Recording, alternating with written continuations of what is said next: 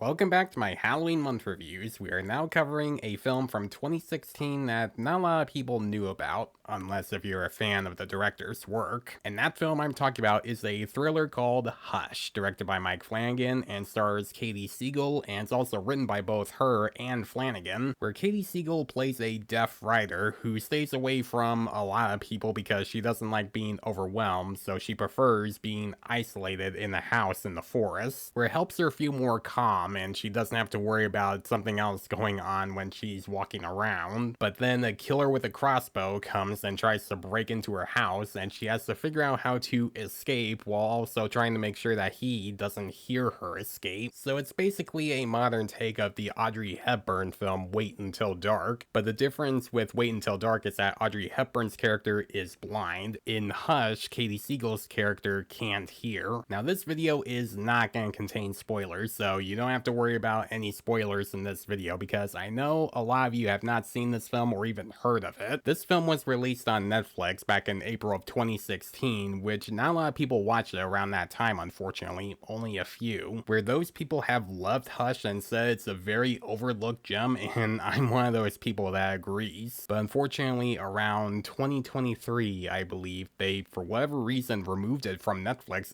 and it was in limbo for a while. That is until Shout Factory released their own Blu-ray copy of the film in 4K as well, where it has a lot of special features as well as a new version of the film called the Sush Cut, where the entire film is just in black and white and just removes some subtle parts in the sound effects and the music. I remember hearing about this film from some people I watched on YouTube back in 2016. Like Chris Stuckman was one of those people that got me interested in wanting to watch the film, where I watched that review and I was thinking, that actually sounds interesting. I might watch that. And then a few months later, I was finally able to watch Hush, and it blew me away. It riveted me from beginning to end. It was one of those films where I talked about it a lot. I wanted some people I know to watch the film so that they can see how great it is. And it became one of my favorite Mike Flanagan films of all time, where I later watched his other films after Hush, like Ouija Origin of Evil, which is a great prequel to a terrible horror movie, and later watched some of his shows like The Haunting of Hill House and Midnight Mass, as well as watching his great Stephen King adaptations like Gerald's Game, Dr. Sleep, and The Life of Chuck. And almost every film and show he has done has been fantastic, including this film. And I think what makes this film great is that this movie gives you the feeling of isolation, because this entire film just takes place in a house in the forest, and she never once leaves this house. It's just entirely her inside it, and sometimes outside when she's trying to escape, making you feel like that there's nowhere to go and the power is out in her house and she has no one to call, making her feel like that she's trapped with the killer outside. Let's talk about Katie Siegel as the main character of the film, Maddie Young, who, by the way, Katie Siegel has appeared in a lot of Flanagan's films and shows, like she would appear in Haunting of Hill House and Midnight Mass as well, and she would appear in some of his other films like Oculus and The Life of Chuck, and that is partly because she is Mike Flanagan's wife, and they've written some scripts together for his films. And this is one of her earlier roles before she starred in Flanagan's other films and shows. And she does a really good job as the character who doesn't hear anything around her, she can only feel vibrations, and she doesn't always know where the killer would be because she unfortunately can't hear, so she has to figure it out on her own. And you do get invested in the character of Maddie Young, where her character has dealt with some hearing loss after she got meningitis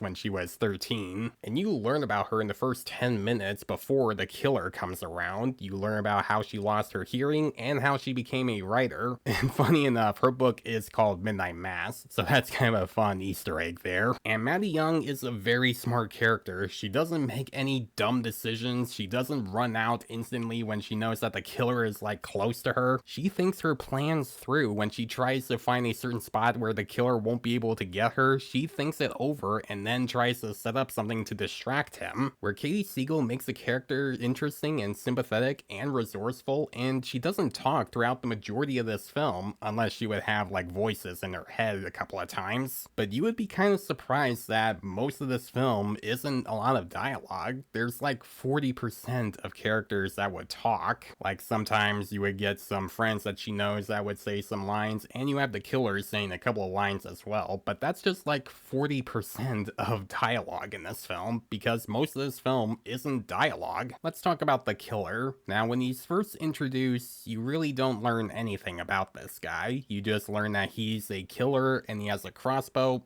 and that's it. You don't know the reason or why he wants to kill Maddie, which could annoy some people because they would want a motive or reason for why he wants to kill her, because there's really nothing we learn about him. But I think that's a good thing, because that's what makes this character a menacing villain, because the way he acts and how he uses his crossbow and how he gets some small details of how many people he's killed. And the killer doesn't break into her house at all because she keeps the whole house locked up so that he doesn't break in. However, instead of him trying to break in, he decides to taunt her by doing some terrible things in front of her that make her want to kill him, and doing some things that just make her lose it. And he's the kind of villain that you want to hate for doing all those terrible things, and you want Maddie to escape. Now, despite that you don't get a whole lot of blood in most of this film, there are still some pretty brutal moments. Like, there'll be one scene involving a window and a hammer, as well as another scene later on with a glass door that slides, and I'm like, oh, no. Like, watching this film for the first time 9 years ago really got to me, and rewatching this film for this review, I'm still like, oh God.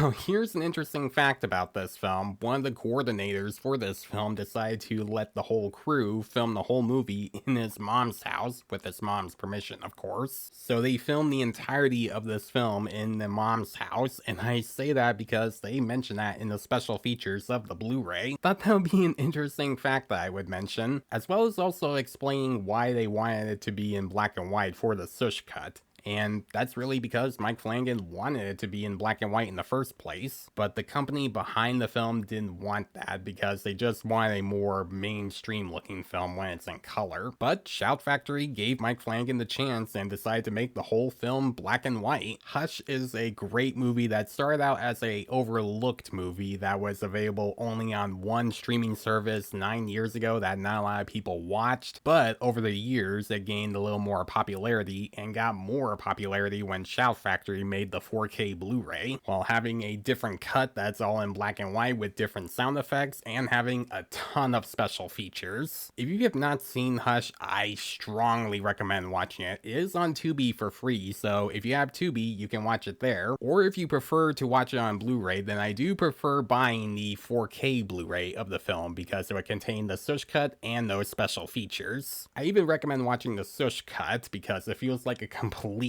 different experience when you watch it. I'm gonna give Hush an A. So guys, if you have seen Hush, what do you think about it? Do you think it's a great thriller, or do you think that this movie's not that great? Let me know in the comments below. And as always, if you like this video, then please leave a like and subscribe to my channel so you don't miss a thing, because it helps my channel grow. Hit the notification bell so you know what other videos I'm posting. Follow me on Facebook and Instagram. Thanks for watching, guys, and I'll see you in the next one.